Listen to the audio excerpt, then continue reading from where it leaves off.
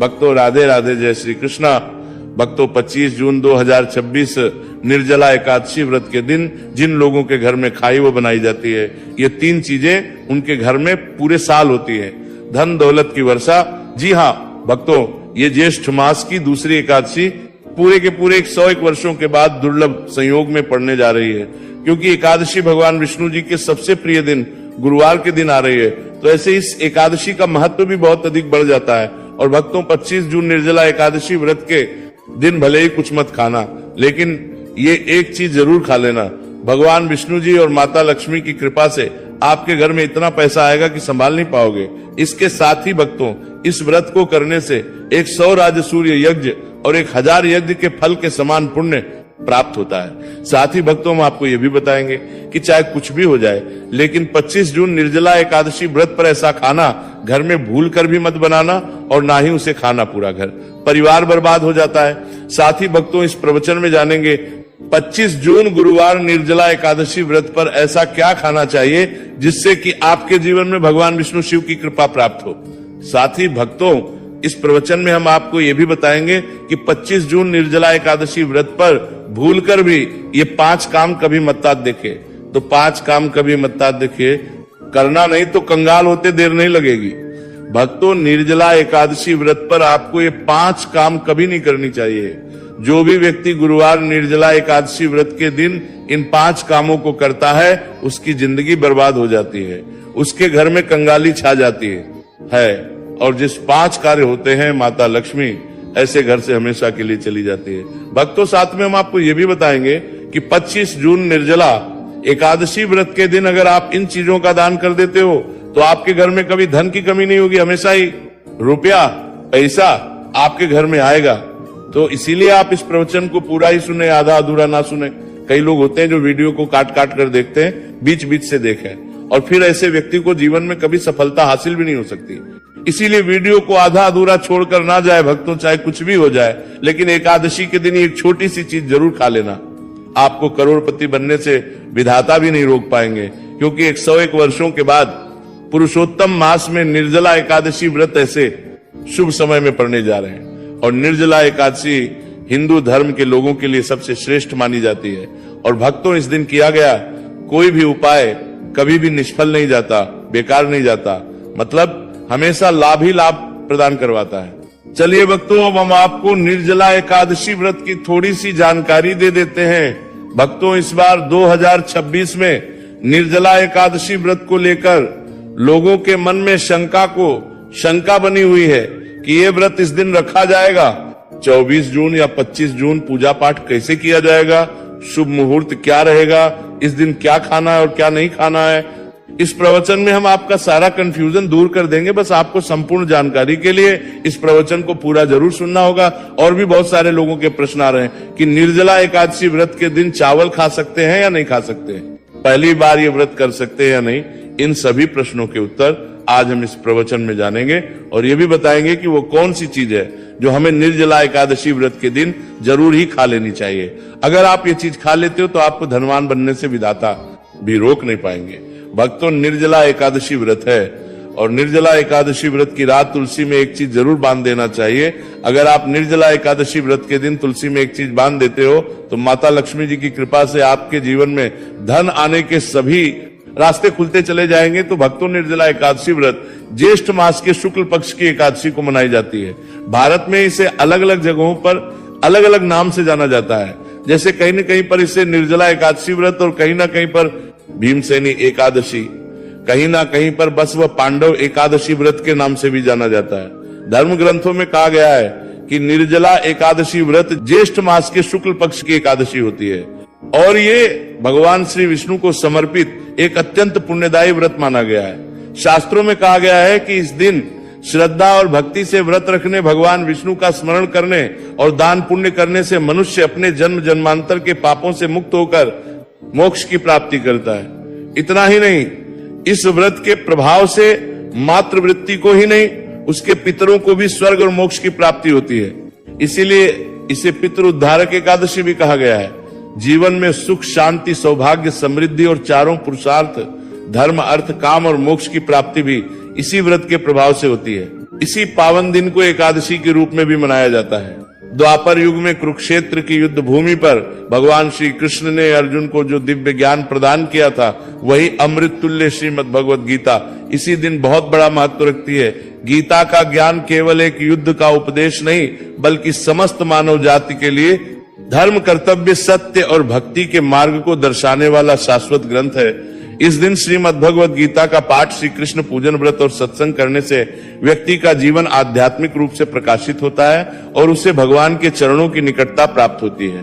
धार्मिक के अनुसार निर्जला एकादशी व्रत का व्रत आपकी आत्मा पर बोझ नहीं, बल्कि समस्त पापों का श्रवण करने वाला होता है।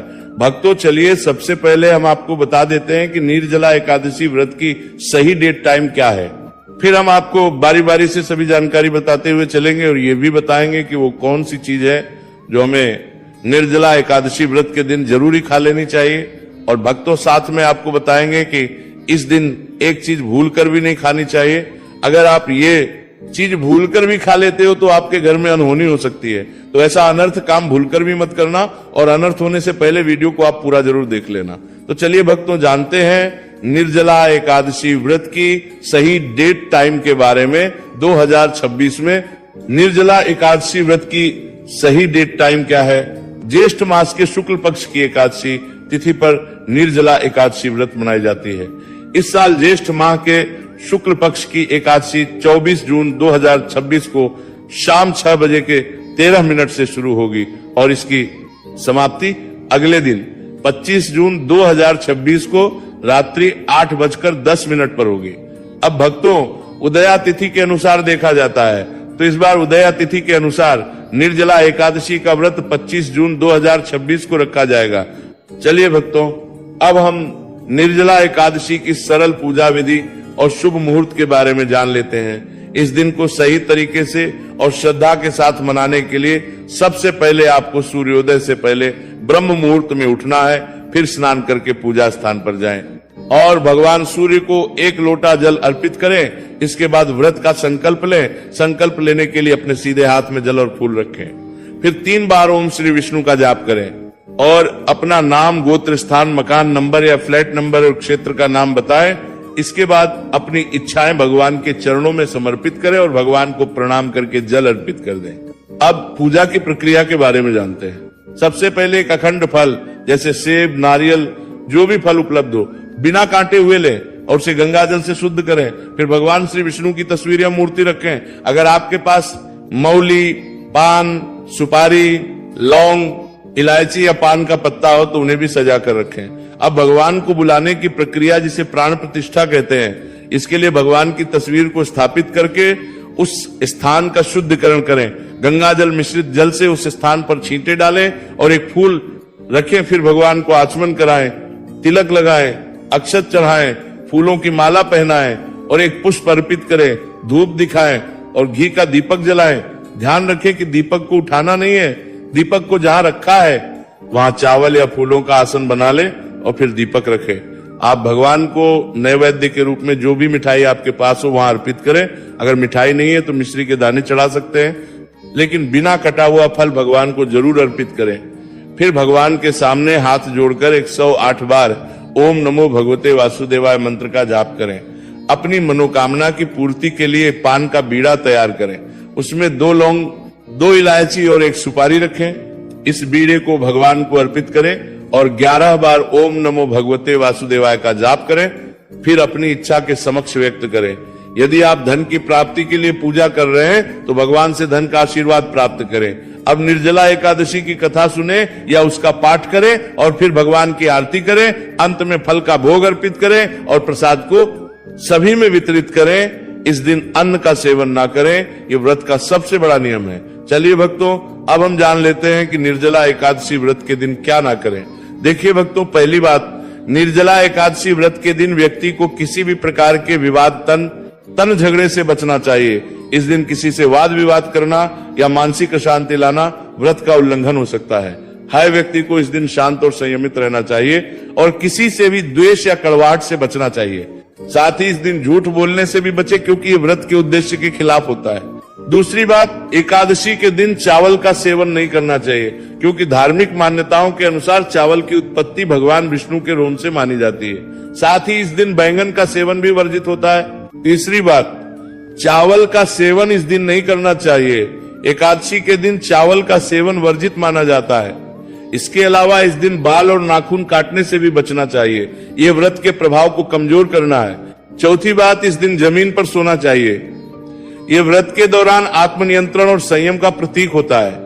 कुछ लोग एकादशी का व्रत बिना नमक के करते हैं, जबकि कुछ लोग सेंधा खाकर व्रत करते हैं। पांचवी बात, इस दिन का मुख्य उद्देश्य भगवान विष्णु की पूजा और ध्यान होता है, इसलिए इस दिन को लौकिक कार्यों से मुक्त होकर पूरी तरह से भक्ति में लीन रहकर बिताना चाहिए। निर्जला एकादशी व्रत के दिन भगवान विष्णु की पूजा और विष्णु के मंत्रों का जाप करने से पुण्य की प्राप्ति होती है। यदि आप पूजा में लापरवाही करेंगे या कोई अन्य कार्य करेंगे तो व्रत का पुण्य नहीं मिलेगा।